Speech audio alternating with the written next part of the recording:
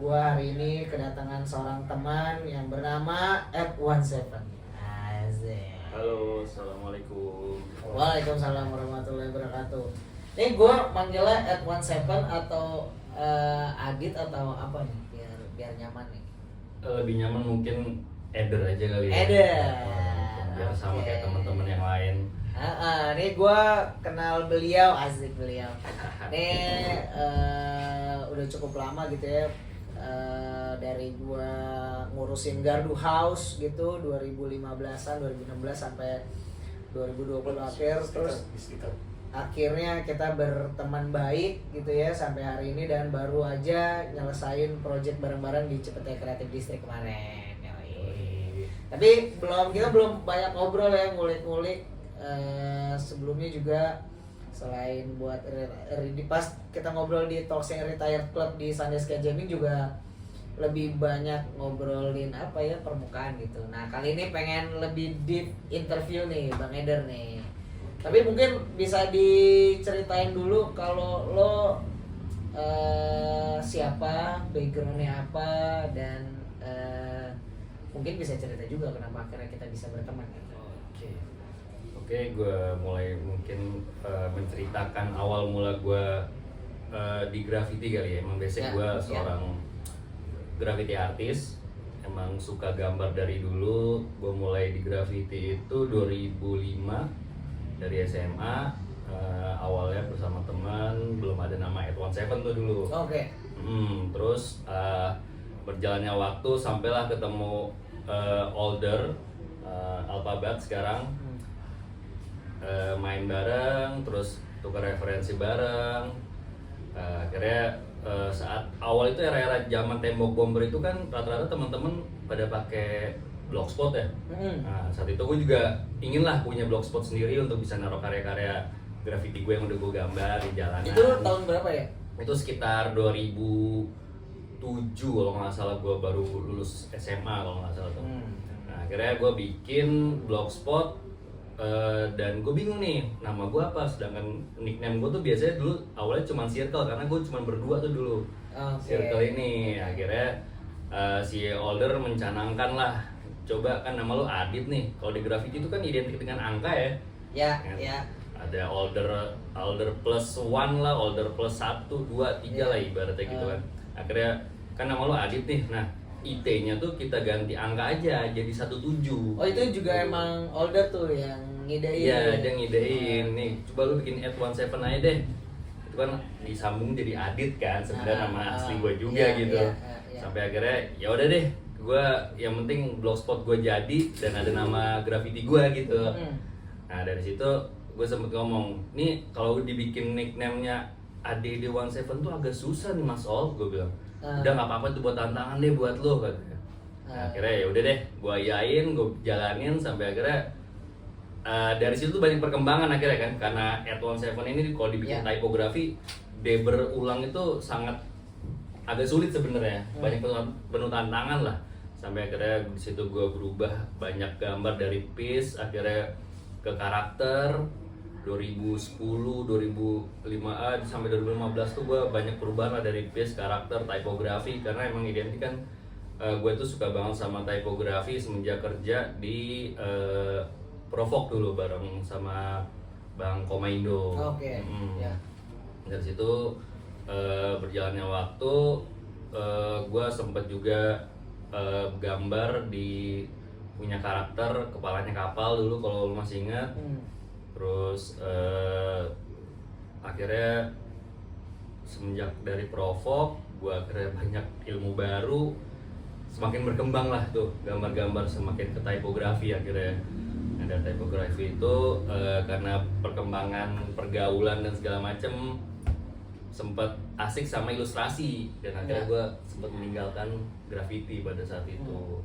Sampai akhirnya balik lagi 2018 lah kurang lebih, gue dengan konsep gue yang sekarang dengan si perangko ini. Nah tapi kalau nge-refresh dikit gitu sama nge-rewind ke belakang gitu, kalau lo suka gambar tuh asalnya dari mana? Apakah ada keturunan keluarga kah yang sama-sama menyukai gambar dan punya sensor motorik yang bisa ngasilin sesuatu gitu? Kebetulan bokap gue tuh emang basically dia bisa banget gambar dia. Dia tuh bisa jago banget lah bikin realis. Dia suka melukis, malah basically dia orang pegawai negeri.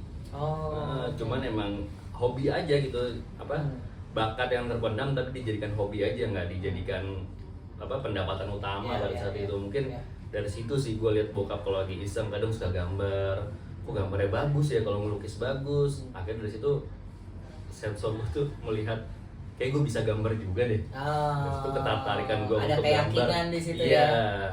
Akhirnya mencoba, ternyata emang gue ada bakat di sini gitu. Oke, gitu. Tapi lu ada pengaruh ini juga nggak sih, kayak tontonan ketika kecil gitu? Apa anime atau kartun-kartun lainnya gitu yang secara visual tuh akhirnya melekat sampai hari ini, ada nggak tuh? Lebih melekat ke gue tuh lebih ke game sih. Gue tuh dulu suka banget sama mainan, sama terutama mainan di konsol kah, apa benar-benar mainan 3D gitu? Kalau mainan tuh awalnya gue suka banget sama Tamiya dulu, zamannya Dashiamuro kalau lo ingat. Itu cukup membekas sampai saat ini ya, terutama si Dashiamuro-nya itu kan, main Tamiya bareng sama om gua dulu. Terus sempet nonton film-filmnya sama Knight Rider juga. Knight Rider sih. Terus juga Voltron, itu juga tuh dari film-film. Kalau game tuh kebanyakan dari zaman si PS1 ini sih, gua banyak game-game kayak Mega Man. Terus ada Pepsi Man, terus ada ya yang lain-lain lah, macem-macem tuh, banyak banget sih sebenarnya. Tapi sampai akhirnya lu memutuskan ketika berkuliah ngambil desain komunikasi visual tuh kenapa? Karena ketertarikan sama graffiti itu sih. Saat berarti emang demamnya tuh udah dari SMP SMA kali? Iya, SMA sih sebenarnya. Pas waktu awal SMA tuh gue ketemu ini juga gak sih, tembok Bogor gitu-gitu? Ya betul banget, itu gara-gara gue di jalan tuh awalnya gue ibaratnya jalan lah ya ke Jakarta gitu, di keliling lihat graffiti tuh kayak gila nih gambar keren banget ya, kapan gue bisa gambar kayak gitu. Gue beranggapan kayak gitu tuh, sampai berpikir kayak gue gak mungkin deh bisa kayak gini. Gue sampai berpikir kayak udah gak mungkin gue bisa gambar sebagus itu gitu. Someday mungkin akhirnya gue sering lihat, terus tiba-tiba ngobrol nih sama teman komplek gue dulu, namanya si Ek Rohimahullah, beliau udah gak ada. Nah dari situ tukar pikiran, ternyata dia suka juga sama graffiti. Akhirnya, gue suka nih, gue pernah bikin skate nih, lu lihat nih, wah keren. Akhirnya gue juga bikin, belajar bareng, ngulik bareng, karena emang tetanggaan kan. Dari situlah akhirnya graffiti itu ternyata bisa gue lakuin gitu loh. Tapi lu sebenarnya udah, ya maksudnya kan harus informasi nggak kayak sekarang gitu kan. Lu dapetin informasi, oh ini graffiti tuh begini tuh lu dari mana tuh? Gue dapet banyak banget itu dari Tembok Bomber sih. Itu era zaman dimana masih belum punya handphone, masih minjem handphone sama orang tua buat SMS-an dan harus ke warnet. Dan gue ngalamin banget sih, karena itu gue liat dulu graffiti di daerah selatan itu kan banyak banget ya, kayak di Fatmawati, Pondok Indah. Itu gue sampai minjem Kemdik bokap zaman SMA tuh, gue keliling tuh Pondok Indah, terus ke Fatmawati sekitaran lah selatan tuh, gue buat moto-motoin, gue jadi referensi gue gitu. Saking awalnya gue, kalau gue ke warnet kayaknya kan harus ngeluarin duit lagi dan butuh waktu gitu. Kenapa gue nggak coba cari langsung aja, karena emang gue suka jalan-jalan naik motor kan. Gue keliling-keliling sampai pernah dikira sama Pol PP tuh gue mau gambar lagi, jadi kayak mau ditangkap gitu gue. Padahal gue cuma foto doang gitu. Gak Pak, saya cuma foto doang nih buat referensi saya. Tapi kalau kamu nambah lagi saya bisa tangkap nih sekarang katanya. Enggak Pak, saya nggak bawa kaleng saya. Emang waktu itu gue belum pernah gambar di jalan. Itu. Terus sampai akhirnya lu digging segala macam, bikin sketch tentunya pasti kan, terus sharing sama teman gitu. Pertama kali gambar di jalan kapan dan di mana? Pertama kali itu gue gambar yang gunanya spray can deh. Kalau pertama banget sih itu di kompleks ya, di dekat rumah. Itu karena kita nyari kaleng pun juga kan beli kaleng tuh di toko bangunan ya, Cipilox ini kan. Belum kayak sekarang belum ada kayak sekarang lah, belum ada namanya caps segala macam. Nggak ada tuh. Awalnya kayak emang basic gue pelajarin stensil dulu. Oh iya. Karena kayaknya Iya. kan cara gampang kalau gue bisa langsung gambar di tembok pakai caps yang lebar kayak gitu dan ngedrips banget kayaknya wah sulit nih. Benar. Akhirnya cari tutorial di YouTube segala macem di internet tembok bomber. Oh kayak gini, oke paling gampang awalnya harus ini deh. Coba aja sebagai tanda nih, gue bikin stencil dulu. Bahkan agak norak sih gue bikin stencil tuh muka gue sendiri gitu. Karena itu kayak udah biasa deh kayaknya kan. Nah akhirnya gue gambar lah dekat rumah sama temen gue, akhirnya berani nyoba bikin piece lah dulu, piece bareng tulisan circle gitu, tapi berdua tuh satu piece. Oke. Dalam era itu tuh kayak patungan juga nggak sih? Iya bener, anak SMA Diamonds itu zaman dulu duit berapa sih? Apa duit ini kan tidak harus ngumpulin lah tuh duit mingguan baru bisa beli kaleng, mungkin dapat 5 kita udah bisa berani ngepis lah. Sampai akhirnya setelah gue nyoba di dekat rumah, pertama kali di jalanan itu gue di arteri Pondok Indah, kalau dekat Permata Hijau tuh ada turunan, kalau misalnya kita dari Permata Hijau naik ke atas itu kan ada kolong-kolong tuh, ada tembok kan tuh. Nah gue bukan pilih yang sebelah kirinya, gue agak yang jalan sempit tuh, kalau tau nggak lo, kalau dari arah Gandaria tuh kita mau ke arah Kebayoran kita ambil jalan bawah kan. Nah di situ tuh kan ibaratnya sepi, gue mikir ya, wah gue pertama kali deh nih gue gambar di jalanan. Tuh gue berdua tuh inget banget motoran. Tapi pas gambar belum kelar, sama juga satu piece tapi gue berdua gitu, nulis di circle ini. Sampai akhirnya gambar, tinggal finishing terakhir lah, gue bikin karakter ada tangan gitu lah, pokoknya ada tangannya nih, tinggal nge-line polisi lewat. Pertama kali panik dong, panik langsung ya. Langsung panik deh. Oh cabut, wah udah kita kabur deh. Akhirnya cabut sampai polisi nggak ada, gue balik lagi tuh buat ngelesain karena nanggung kan. Ini piece pertama gue di jalanan, masa gue nggak kelarin sih. Akhirnya gue puter lagi, balik, kelarin. Udah tinggal line terakhir lagi juga tuh, tinggal ya mungkin udah 95% lah. Tinggal ini, akhirnya polisi udah dari jauh lewat lagi kan, dia muter tuh ternyata. Dia emang lagi sweeping kayaknya kan, jam-jam malam sekitar jam 12-an. Belum selesai, udah yang penting udah sempet tagging, cabut deh, akhirnya nggak lanjutin tuh. Itu pertama piece gue di Jakarta sih itu sama temen gue. Tapi lo masih ingat nggak itu suasananya di era itu lagi gimana sih, kayak scene-nya lagi kayak gimana tuh, komunitas grafitinya gitu? Atau lo lagi belum nongkrong atau belum berjejaring sama yang ada di forum-forum gitu? Nah gue belum, era itu zaman SMA gue cuman berdua sama temen gue itu sih, sama si Agi namanya, rahimahullah. Dia itu punya kakak juga yang emang doyan graffiti juga, jadi gue sharing cuman berempat itu. Berempat sama ada satu temen gue lagi namanya Babs namanya, dia juga dulu sempet gambar kan. Masih gabung lah tuh dibikin kru si circle ini. Itu cuman circle itu aja udah. Gue mungkin ngeliat ada komunitas lain tuh jarang banget ya, kita nongkrong nggak tahu. Gue bahkan nongkrong nggak tahu harus kemana ya. Iya. Sampai di titik ya pokoknya saat akhirnya udah lulus segala macam kan, gue masih main tuh sama si Agi, masih ada circle lah nih. Sampai ketemu si Oldi ini nih, Older nih. Dan itu cukup menarik sih, mereka bisa gue ketemu sama Older tuh waktu itu si Agi sama kakaknya itu sempet casting nih ceritanya. Casting apa dulu ya? Iklan apa buat video klip, gue nggak ngerti deh. Belum mereka casting, ketemu, ngobrol itu Older itu mau sebareng sama si Momo, kalau lo tahu. Iya, Momo tahu. Si Rasfor dulu, Ice Crew. Akhirnya mereka ketemu di situ, ngobrol-ngobrol, ternyata sama-sama suka graffiti. Nah dari situ gue dikenalin tuh setelah mereka berjumpa di sana. Ketemu di tempat casting. Asli kocak banget sih itu mereka tuh. Akhirnya ketemu, ternyata gue lebih deket sama Older pada saat itu, sering ketemu kan, sering diajak. Inilah, ayo gambar yuk, lihat gambar di sini. Akhirnya karena Older udah mulai duluan. Udah duluan pada itu dia udah, menurut gue dia udah artis pada saat itu karena gambarnya udah gue lihat di tembok bomber, di blogspotnya udah ada dan udah di mana-mana lah pada saat itu gue lihat gambarnya. Makanya gue harus nempel nih sama dia nih buat dapet ilmu gitu. Dari situ sih banyak berkembang, kenal, nongkrong sama anak-anak anak alkoholik, akhirnya bisa ketemu anak men's crew dan lain-lain dah tuh.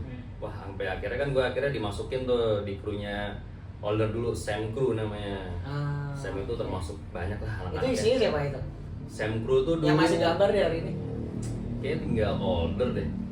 Older mungkin kalau Cabi kita bilang mungkin udah enggak, tapi dia kan aktif di visual lah ya. Cabi Wan, si Mas Yuda. Sisanya Drake pun juga Mas Hendra udah nggak gambar lagi, udah nggak terlalu aktif kali ya. Tinggal gua sama Mas Oldi deh kayaknya. Sisanya udah nggak tahu. Tapi ya kan itu emang susah ya, maksudnya internet pun nggak segampang sekarang gitu mengakses segala macam gitu. Tapi yang seru pada saat itu apa sih? Yang terutama lu pelaku gitu ya, ngerasain ketemu orangnya susah, harus nempel sama dia, belum ada drama-drama lainnya gitu. Yang paling seru sih menurut gua tuh, kita kalau ketemu sama anak graffiti itu adalah gua berpikiran gua harus bisa barteran referensi, minimal lihat black booknya dia. Ya nggak sih, kayak lu pernah dapat tagging dari siapa nih ceritanya, dari si Morden atau apa, wah keren banget, jadi saling nggak kelihatan black book. Terus jadi kita menukar referensi tuh bukan dari internet gitu loh. Kan kalau misalnya sama-sama punya komputer, dulu gue awalnya tuh kan nggak punya komputer ya. Gue kalau misalnya ke rumah temen gitu dulu, diajak older ke rumah cabi gitu ya. Nih ada referensi nih, gue boleh nggak ngopi? Gue bawa flash disk buat ngopiin tuh. Kadang sampai di mana tuh gue saking harus ke warnet kan, saat gue belum punya komputer, ke warnet terus gue cetak-cetakin tuh, gue jadiin buku buat jadi referensi sketch gue. Si gambar jadi kayak clipping tugas gitu ya. Kayak clipping gue gambarin, gue kumpulin, oh nih gue suka style ini segala macam, buat ngulik tuh si typography, si grafiti itu seperti apa, bentuk karakter aneh zaman era itu tuh, aduh, referensi itu segitunya dulu. Manual banget. Tapi itu membawa lu juga ke ranah-ranah pameran kah? Pernah sampai diajak keluar nggak sih, keluar Indonesia gitu, atau keluar dari Jakarta bahkan? Pertemanan ya, secara pertemanan deh gitu, dari event-event itu. Dari pertemanan itu mungkin gue, karena ekspektasi gue tuh pada saat itu ya, era masih zamannya Tembok Bomber berjaya, masih forum, gue mungkin nggak terlalu berekspektasi bisa keluar negeri atau sampai keluar kota pun enggak, karena gue mikir buat di Jakarta aja tuh buat dikenal sama banyak orang masih cukup sulit, karena circle-nya nggak terlalu gede kan. Bisa kenal sama orang itu udah sama kayak Darbot sama anak alkohol itu udah pencapaian, apalagi udah bisa gambar bareng tuh udah pencapaian gue, menurut gue udah yang paling tinggi menurut gue. Kalau gitu emang mereka menutup akses kah, atau emang kebetulan ya nggak tahu aja nongkrongnya di mana gitu? Emang kebetulan nggak tahu nongkrongannya sih awalnya, sampai akhirnya gue tahu diajak Oldi ke Medium Rare kalau nggak salah, gue sama 2006 ya, sama Futurama. Nah dari situ tuh banyak tuh. Ini ya, Medium Rare itu 2015 ya kalau nggak salah. Enggak. 2000. Gue sih ngeliatnya kalau Medium Rare tuh 2006-2008. Bukan, sorry, gue bukan Medium Rare tuh, gue belum datang, gue cuma tahu tapi gue nggak datang karena gue nggak ada teman pada saat itu. Yang di Museum Gajah tuh 2006. Iya, kalau nggak salah tuh, gue tuh datang awalnya tuh kalau nggak salah ke Swap Meet, kalau nggak salah, kalau nggak Futurama yang ada si Futura waktu itu di SCBD kalau nggak salah deh. Yang ada Ewok juga tuh. Dari situ tuh banyak lumayan kenal sama anak-anak Meskru, akhirnya ketemu Darbot segala macem. Orangnya ini ternyata, ketemu Ancient segala macam. Wah, cuman gue kalau ketemu pun juga nggak berani ngobrol karena saat itu kan kayak, wah ini artis nih, gue bingung nih harus ngomong apa, kecuali akhirnya karena graffiti juga seanonim itu ya nggak sih, belum, maksudnya kalau kayak sekarang kan lu backgroundnya apa segala macam bisa dicari, kalau sekarang, kalau dulu ya segampang itu emang sih, susah. Lu tinggal buka sosmednya, mau se-anonymous kehidupan pribadi udah ketahuan tuh. Asli segampang itu sih. Kalau dulu tuh mau kenal aja tuh, aduh gue harus cari celah gimana nih bisa ngobrol ya, biar bisa dapat taggingnya deh minimal, atau bisa ngajak gambar bareng gitu loh. Itu gambar bareng aja ngajaknya dulu zamannya Tembok Bomber tuh ngomong di forum. Wah seseru itu sih. Gue ini banget ya, gue buka lah salah satu orang yang punya ketertarikan 2004 akhir bisa akses Tembok Bomber tuh karena teman di komplek gue waktu itu adalah di senior di rumah lah. Oh ini graffiti ya nih, lu lihat aja. Gue yang membekas sampai hari ini tuh Killer Gerbil. Wah iya lagi sama. Itu dia buset deh, sampah banget gitu kan di Tembok Bomber tuh, di forum tuh kayak dia bisa gambar di mobil pada saat itu ya, di luar gambar-gambar di tembok. ih lagi syuting nih. Ya gitu banyak banget gitu. Ya. Terus bahkan gue dulu belum tahu ada alkoholik pada saat itu. Umur lu duluan Belum tahu, gue taunya Gerbil. Miel aja gue udah tahu tuh, Miel gambar-gambar. Oh, karena kan dulu gue tinggal di Depok kan, Yeah, sama 24 Hours Brotherhood tuh. Wah. Miel kan Kalisari gitu-gitu gue udah tahu duluan. Nah, tahu-tahu alkoholik itu gara-gara Ones di interview di TV. Di apa dulu Antv gue? Pokoknya dulu La TV. La TV ya. La TV dulu, terus Belum TV One. selang berapa waktu itu kan booming banget ya graffiti. Yep. Terus sampai di interview di Ceriwis tuh waktu itu sama Indra Bekti sama Edi iya. Bareng. Gue inget banget siang-siang itu Ones waktu itu.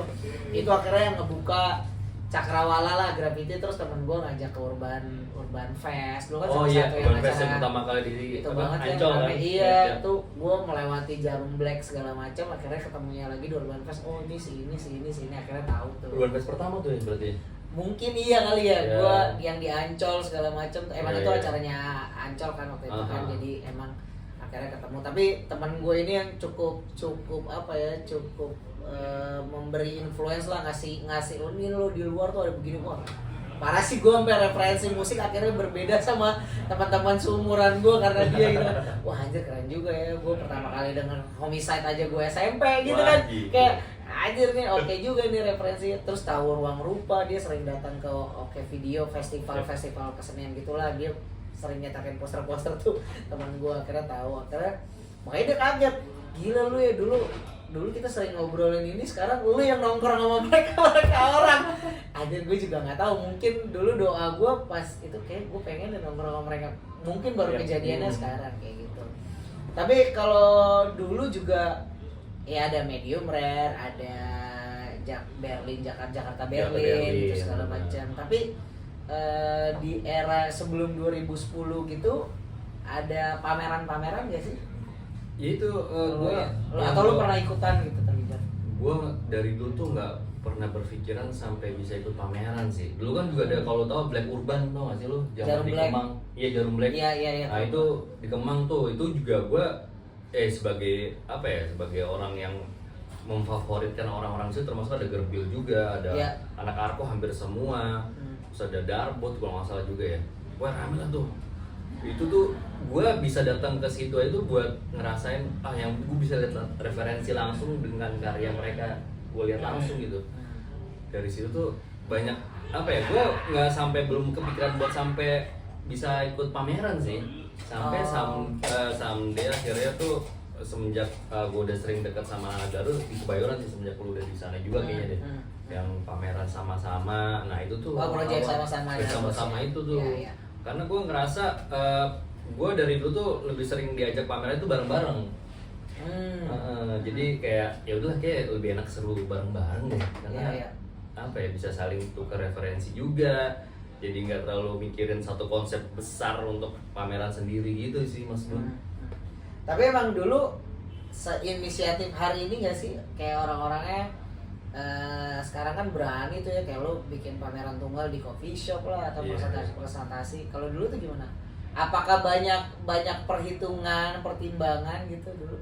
Wah sangat banyak banget sih, karena kan orang pasti bikin pameran identik dengan galeri ya saat ini.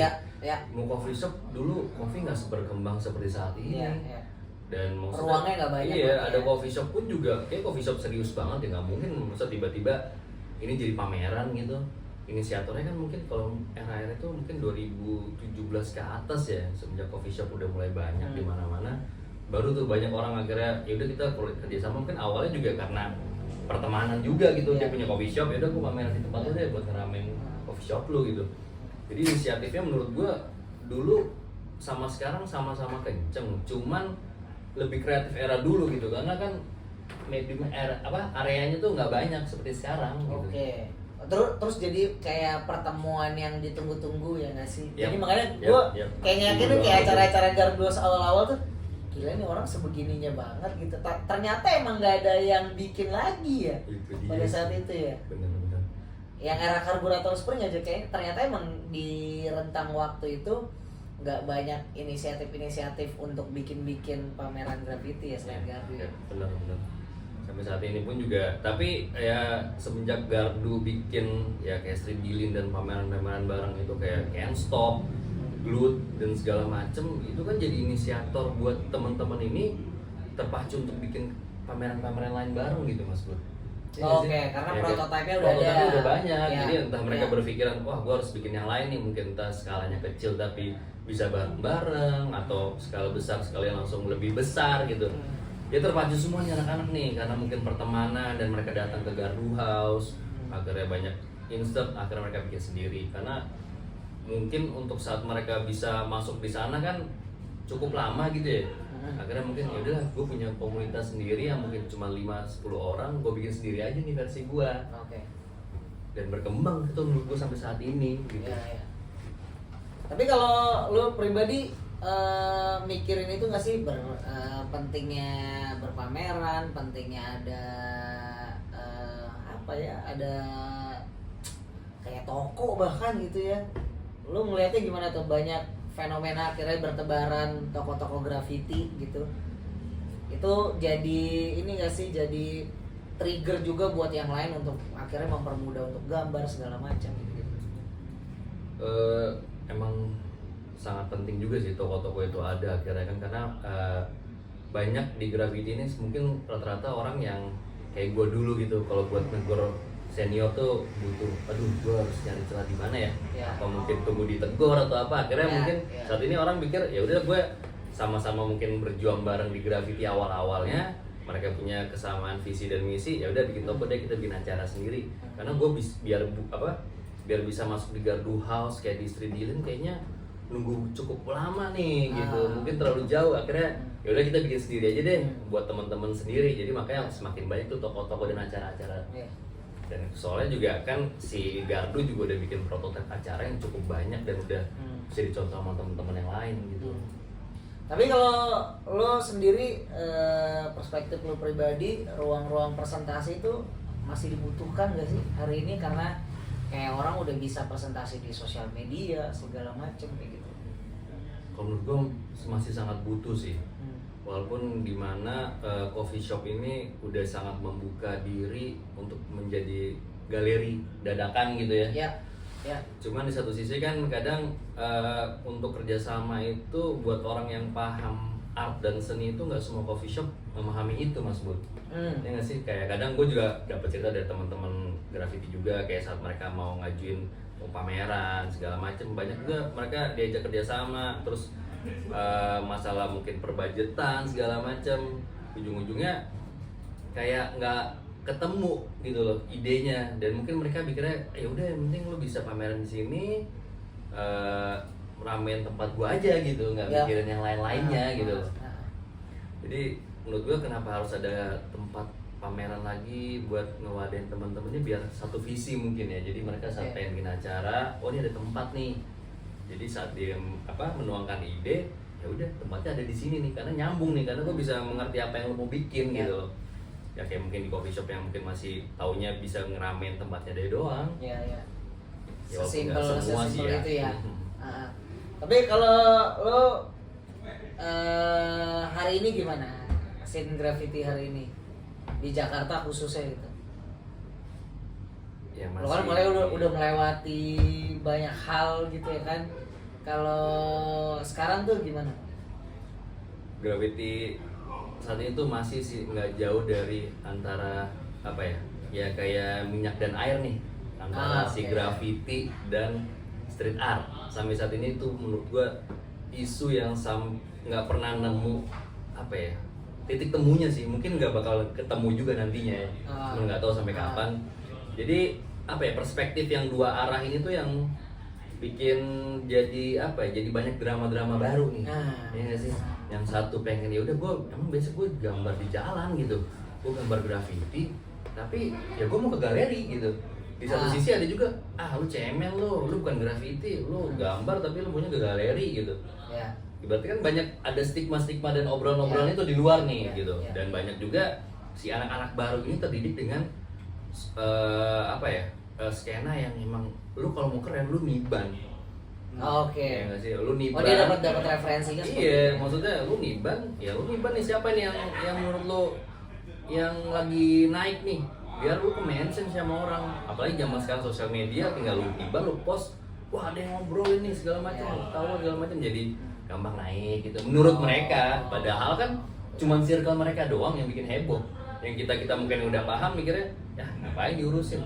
Kalau semakin diurusin malah jadi space buat mereka gitu, jadi wadah buat mereka untuk ngerasa jumawa gitu.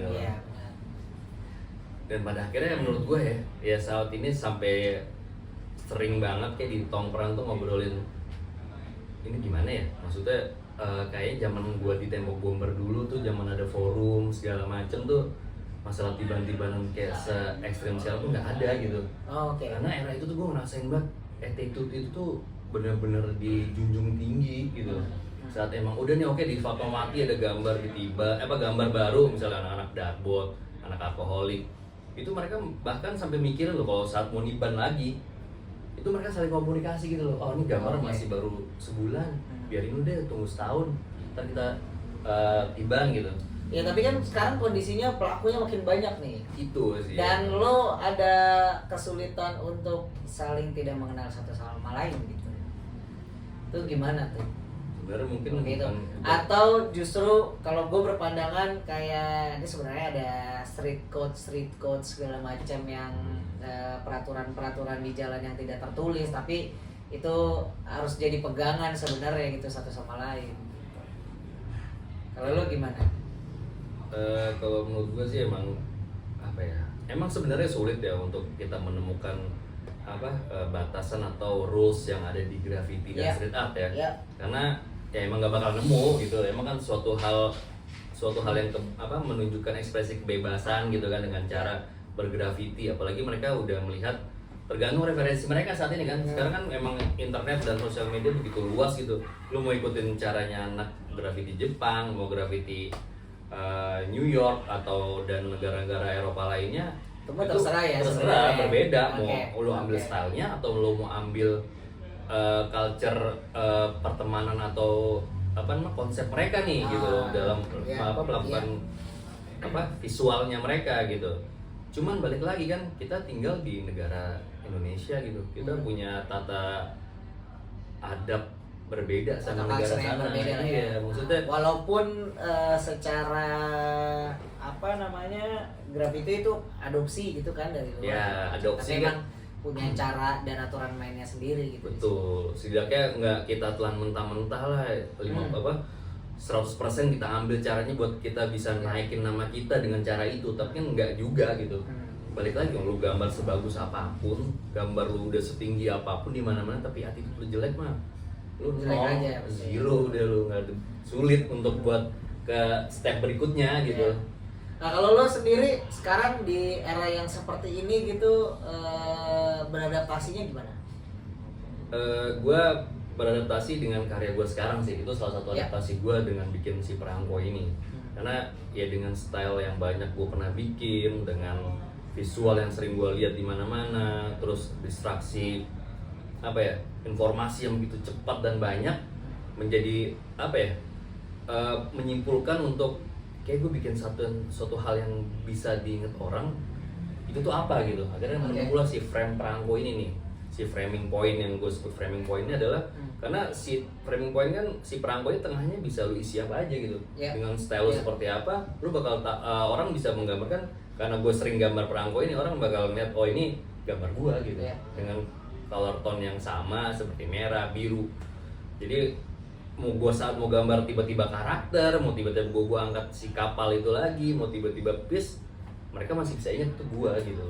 Itu salah satu cara gue buat beradaptasi dengan situasi hari ini. Situasi hari ini benar. Tapi kenapa lo punya akhirnya ada gagasan bikin si framing point ini sih? Gitu, ada lo atau ada ketertarikan dengan Perangko dan lain sebagainya gitu, atau justru ini salah satu bentuk proses kreatif yang sedang lo lakukan gitu? Ini lebih ke momen yang mungkin gue berbekas di gue, karena ya salah satu gardu sangat berbekas buat gue karena banyak ilmu dan banyak masukan pada saat itu, dan gue juga ngerasa sering banget dirangkul untuk pameran bareng, Jadi apa ya, nyawa, bukan nyawa ya, apa ya istilahnya tuh, yang udah diajarin Gardu untuk bersama-samanya itu tuh kayak gue nggak bisa buang nih, berbekas di gue gitu. Saat gue mau bikin sesuatu tuh kayak gue mikirin, kayak gue harus bareng-bareng deh, sesuatu tuh harus bikin. Kayak saat gue bikin si perangko ini aja tuh, gue gambar tuh gue selalu ngajak kolaborator kan, entah teman-teman lama yang udah nggak pernah gambar gue ajak lagi, terus mungkin teman baru yang emang, oh kita bisa gabung nih, kita gambar bareng aja, tapi kita collabin nih gambarnya. Jadi dari situ semangat gue untuk berkolaborasi itu jadi apa ya, bikin si Framing Point itu jadi wadah buat teman-teman yang emang masih baru atau mungkin yang udah lama tuh bisa jadi wadah untuk mereka berkolaborasi bareng gitu, dan buat jadi tempat pameran bareng nantinya dengan tema-tema yang beraneka ragam lah. Karena si perangko ini kan kita tahu ya, perangko kan basically adalah suatu alat untuk penanda pengiriman ya, sebagai tanda untuk bahwa surat ini tuh udah resmi membayar pajak buat pengiriman lah intinya.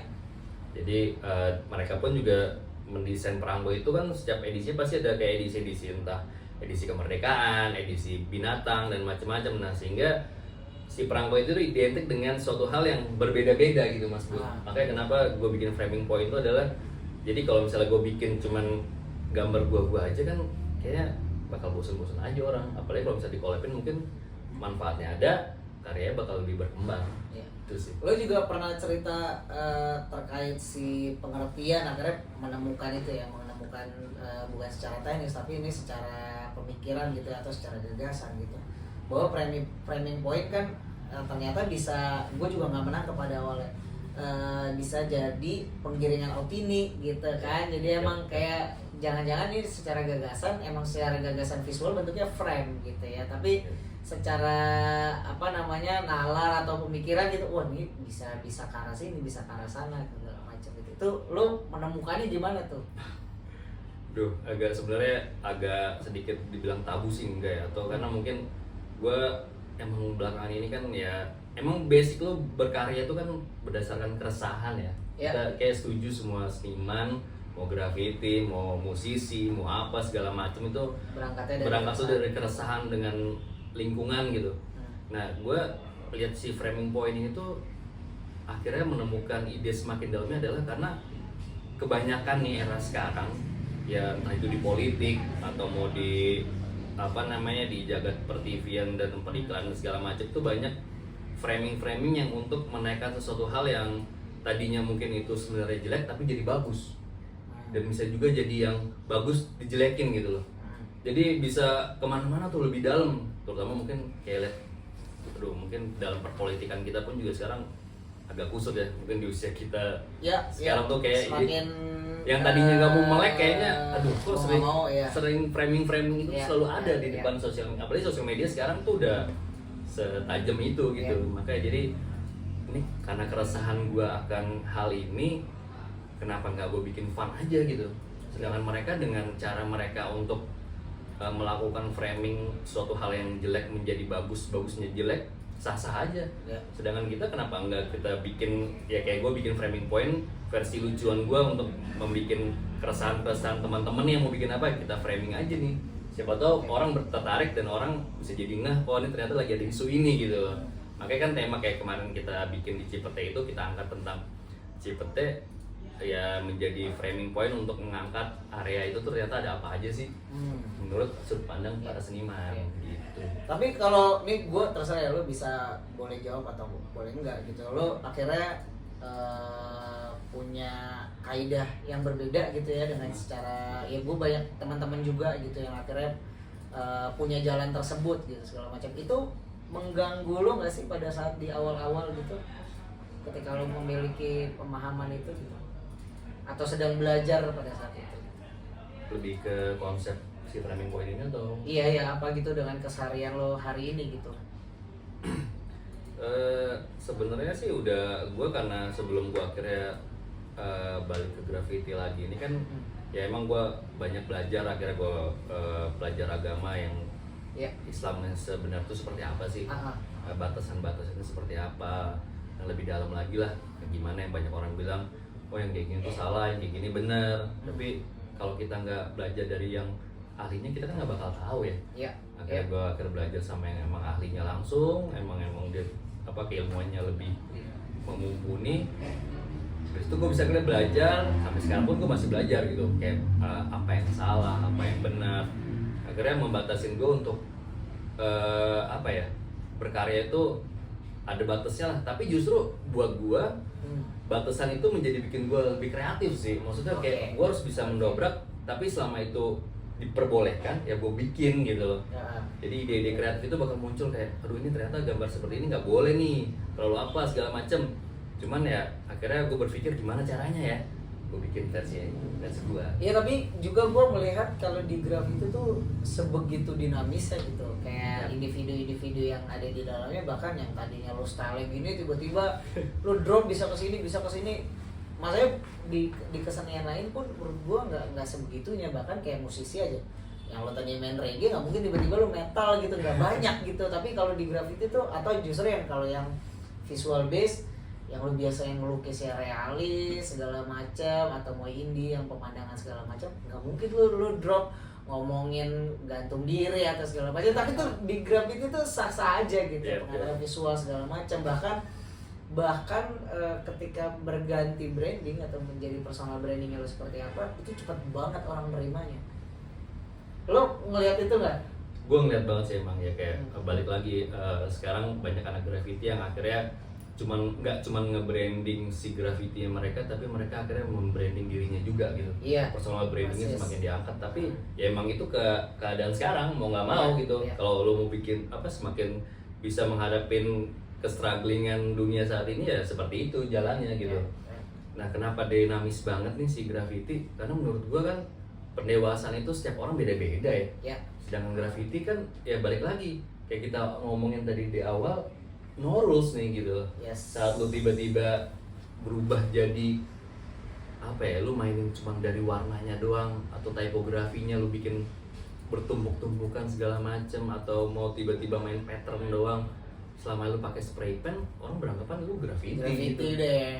Berbalik sama kalau mungkin yang balik lagi orang yang lebih ke memahamin si graffiti itu adalah bombing, tagging, throw up segala macam, itu beda lagi tuh pandangannya. Mereka bakal berpikiran ya tahapan gue adalah saat gue bisa all city, bisa gambar di seluruh kota dan seluruh daerah, ya gue jadi king gitu loh.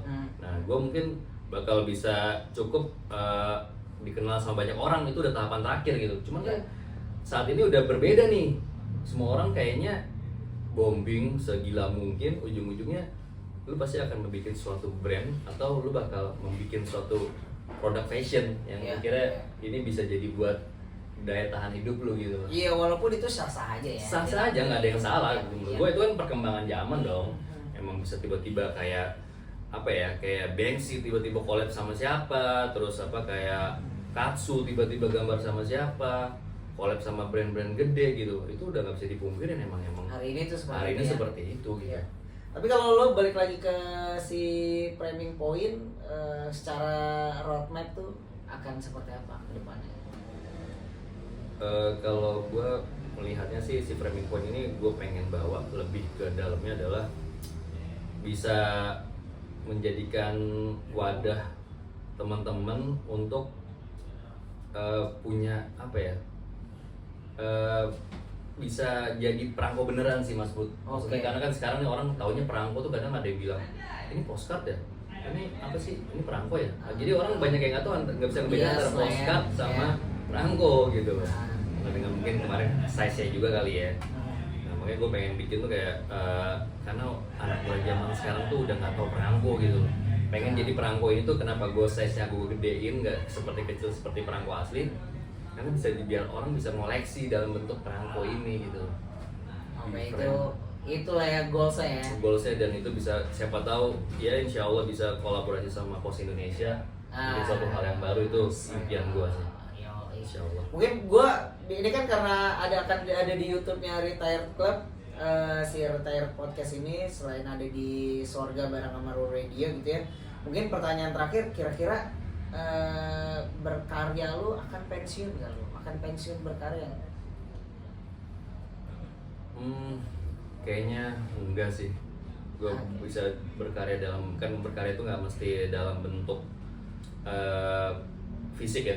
Ya. Mungkin kita bisa berkarya dalam bentuk yang udah kita pernah perbuat akhirnya dicontoh sama banyak orang, atau buat anak-anak dan cucu-cucu kita kelak. Itu kan suatu karya yang mungkin bermanfaat buat kita ke depan gitu.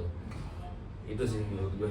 Jadi ya berkarya tuh dalam bentuk bisa jadi manfaat buat banyak orang. Oke. Itu sih Mas. Oke. Mantap. Thank you Bang Eder Sama-sama, udah Bud. mampir-mampir Seru. ke mari, bincang-bincang yang seru. Mungkin kedepannya kalau ada update-update terkini bisa kita obrolin.